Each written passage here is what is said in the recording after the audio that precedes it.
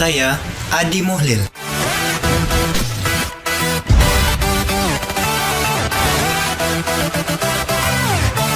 Saya Evan Zulhendi.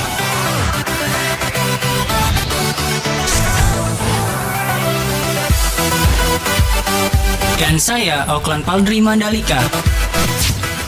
Kami akan membahas tentang Aussie Layer.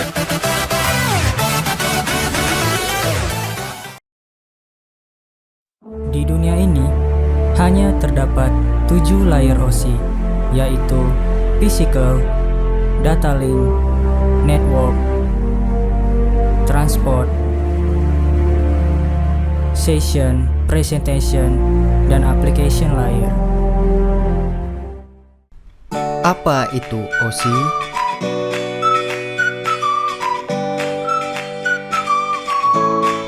Aussie adalah model referensi jaringan terbuka Aussie, atau biasa disebut dengan Aussie Referensi Model for Open Network.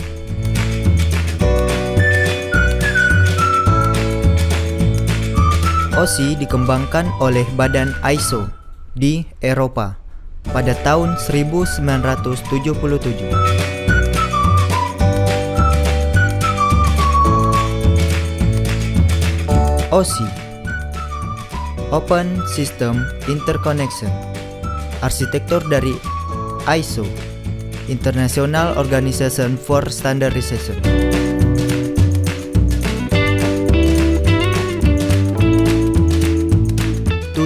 Layer Aussie. Pertama, Physical. Kedua, Data Link. Ketiga, Network. Keempat, Transport. Kelima, Session. Keenam, Presentation. Ketujuh, Application.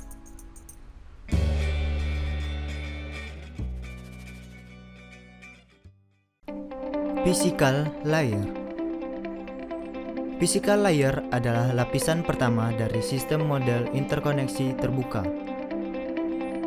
Physical layer berhubungan dengan transmisi bit tingkat antara perangkat yang berbeda dan mendukung antarmuka listrik atau mekanik menghubungkan ke media fisik untuk komunikasi disinkronisasi.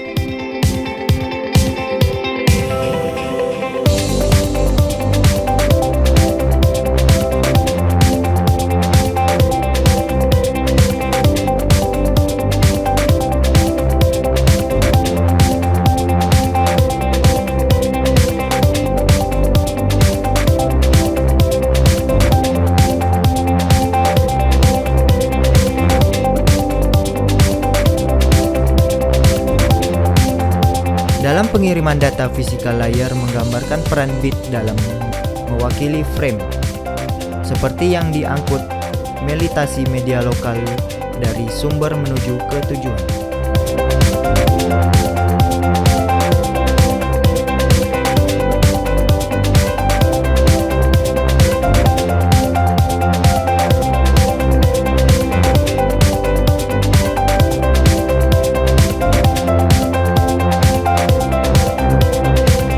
Transmission media.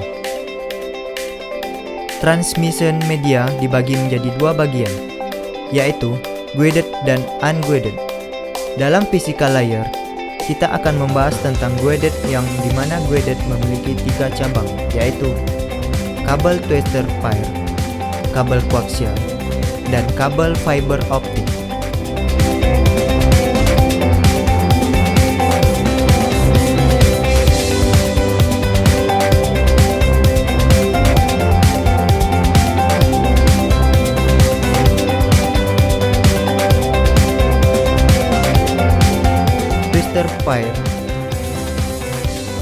Twister pair adalah salah satu yang tertua dan masih medium transmisi yang paling umum dari kabel yang digunakan untuk komunikasi telepon dan sebagian besar jaringan internet modern. Twister pair dapat digunakan untuk transmisi baik sinyal analog maupun digital.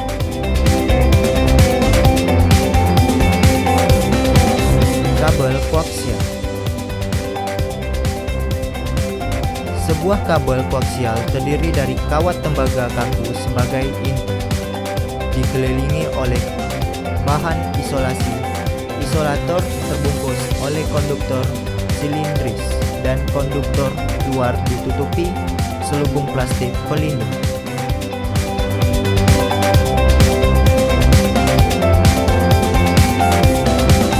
Kabel fiber optik. Fiber optik terbuat dari serat optik yang terdiri dari serat kaca tipis yang dapat membawa informasi dalam bentuk cahaya tampak. Serat optik khas terdiri dari untai yang sangat sempit dari kaca atau plastik yang disebut dengan inti.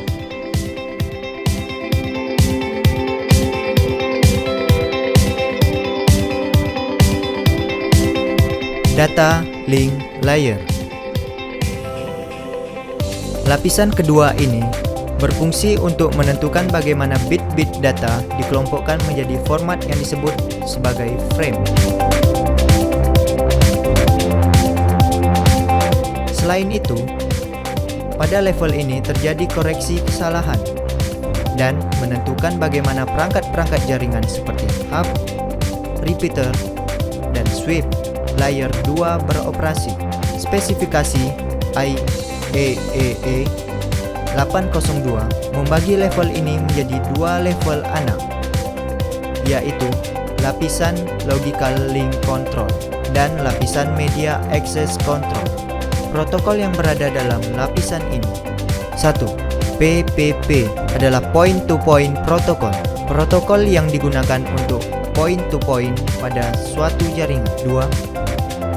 SLIP, Serial Line Internet Protocol, protokol yang digunakan untuk menyambung serial.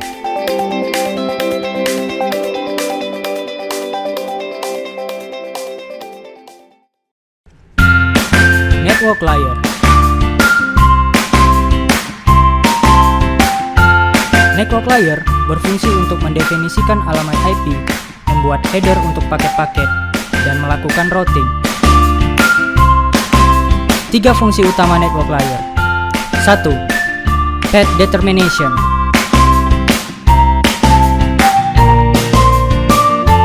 Path determination berfungsi untuk menentukan rute yang ditempuh paket dari sumber ke tujuan.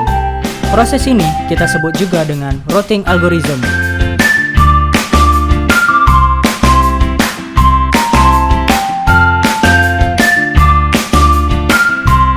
2. Switching. Switching memindahkan paket dari input router ke output router.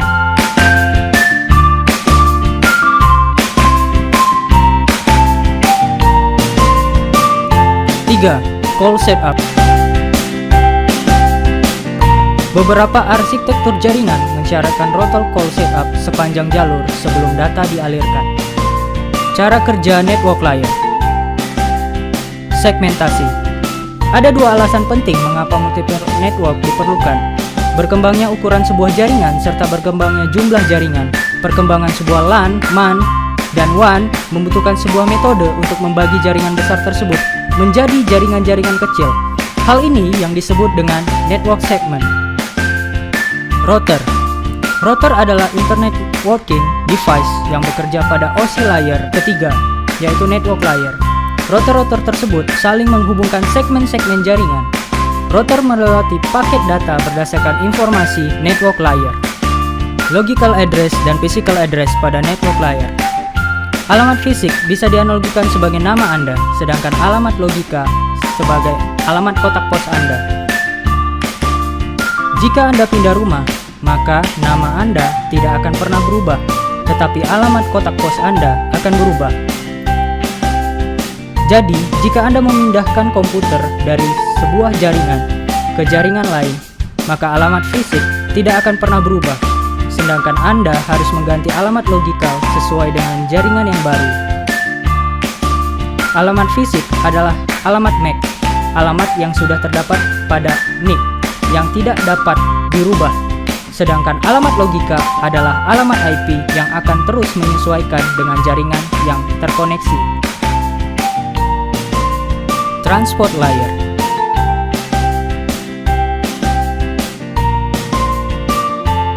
Pernahkah kalian berpikir kenapa dua komputer yang berbeda bisa mengakses jaringan yang sama di waktu yang sama pula? Itu bisa terjadi karena adanya transport layer. Ketika kita terkoneksi ke sebuah jaringan transport layer akan membuat sekitar 65.000 port per jaringan. Kita akan membuat satu contoh kasus. Kita akan mengirim data dari port 12437 ke port 80. Pesan yang dikirim akan melalui transport layer, kemudian transport layer akan membuat segmen yang berisi port asal dan port tujuan pengiriman. Setelah itu, akan diteruskan menuju network layer.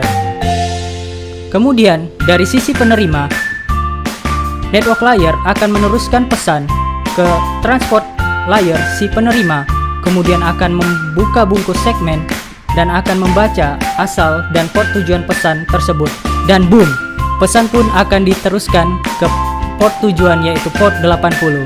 Seperti itulah gambaran umum proses yang terjadi di dalam transport layer. Transport layer mempunyai dua protokol utama, yaitu TCP dan UDP yang berperan mensupport transport layer. UDP mempunyai size paket yang lebih kecil dari TCP. UDP header memiliki 8 byte, sedangkan TCP header memiliki 20 byte. UDP tidak perlu membuat koneksi sebelum mengirimkan data. Ketika kita akan mengirimkan data melalui UDP, maka kita tidak perlu membuat koneksi terlebih dahulu sebelum kita mengirimkan data. Pada UDP, saat kita mengirimkan data, kita memiliki kontrol penuh kepada data yang sedang dikirim keluar.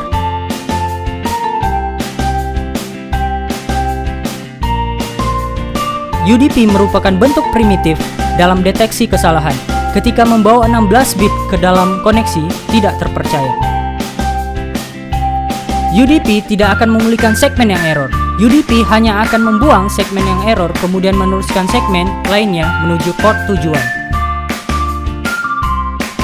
UDP tidak akan mengimbangi paket yang hilang. Ketika paket menuju internet dan kemudian hilang di tengah jalan, pada saat itu koneksi langsung menutup dan tidak akan ada pengiriman ulang. UDP tidak akan pernah menjamin urutan paket penerima akan sama seperti pengiriman. Ketika kita mengirim paket dari komputer pengirim, belum tentu urutan yang sama sampai pada penerima sama dengan pengirim. TCP TCP memerlukan 3 kali jabatan tangan sebelum melakukan koneksi.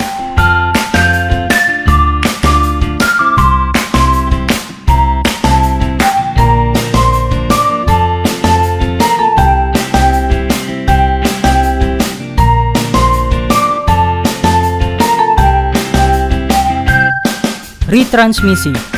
Ketika komputer pengirim mengirimkan paket pada TCP, maka komputer penerima akan membalas jika paket sudah diterima. Tetapi jika saat mengirim tidak ada respon dari komputer penerima, maka komputer pengirim akan melakukan retransmisi atau pengiriman ulang. Session layer. Ketika kita berbicara tentang session layer, kita akan berbicara tentang bagaimana koneksi dibuat, koneksi dipelihara, dan koneksi dihancurkan. Session layer adalah penghubung antara dua layer, yaitu transport layer dan presentation layer. 3 tahap sesi koneksi. Yang pertama, setup. Setup adalah bagaimana jaringan dibentuk dan diatur pada sesi layer. Pada setup protokol yang berperan adalah NetBIOS. Yang kedua, maintain.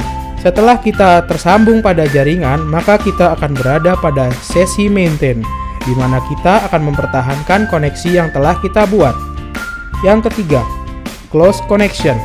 Ketika kita telah selesai melakukan transmisi, kita tentunya akan memutuskan jaringan atau menutup jaringan. Pada close connection terdapat 2 kondisi. Yang pertama, finish transfer, di mana kita telah selesai melakukan transfer data pada jaringan. Yang kedua, force to stop, di mana kita akan memberhentikan paksa jaringan yang telah ada. Protokol session layer. Yang pertama, NetBIOS. Yang kedua, NetBIO. Yang ketiga, ADSP. Yang keempat, PAP. Yang kelima, SPDU, yang keenam RCP.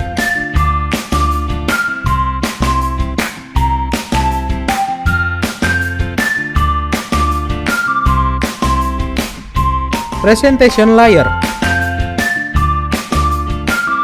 Saat kita berbicara tentang presentation layer, kita akan berbicara tentang bagaimana data disajikan dalam format yang diinginkan. Format data bisa saja dalam bentuk teks, video, dan lain-lain. Presentation layer juga akan terjadi proses enskripsi. Dalam contoh kasus, saat komputer terhubung dengan mainframe, akan terjadi enskripsi dari EBCDIC ke ASCII.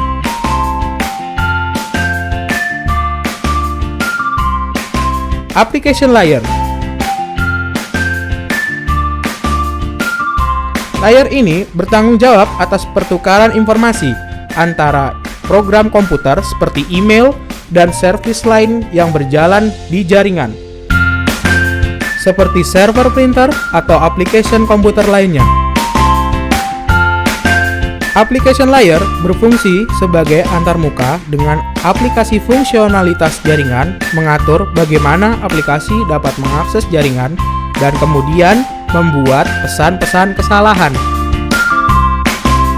Protokol yang berada dalam application layer, yang pertama, Hypertext Transfer Protocol atau disingkat dengan HTTP. Protokol yang dipergunakan untuk mentransfer dokumen dan web dalam sebuah web browser melalui www. HTTP juga merupakan protokol yang meminta dan menjawab antar klien dan server. Yang kedua, File Transfer Protocol atau disingkat dengan FTP. Protokol internet yang berjalan dalam layar aplikasi yang merupakan standar untuk mentransfer file komputer antar mesin-mesin dalam sebuah jaringan internet. Yang ketiga, Network File System atau disingkat dengan NFS. Merupakan jaringan protokol yang memungkinkan pengguna di klien komputer untuk mengakses file melalui jaringan dengan cara yang sama, dengan bagaimana penyimpanan lokal yang diaksesnya. Yang keempat, Domain Name System atau disingkat dengan DNS. Protokol yang digunakan untuk memberikan suatu nama domain pada sebuah alamat IP agar lebih mudah diingat. Yang kelima, Post Office Protocol atau disingkat dengan POP3. Protokol yang digunakan untuk mengambil mail dari suatu mail transfer agen yang akhirnya mail tersebut akan didownload ke dalam jaringan lokal. Yang keenam, Multi-Purpose Internet Mail Extension atau disingkat dengan MIME. Protokol yang digunakan untuk mengirim file binary dalam bentuk teks. Sedangkan yang ketujuh, Server Message Box atau disingkat dengan SMB.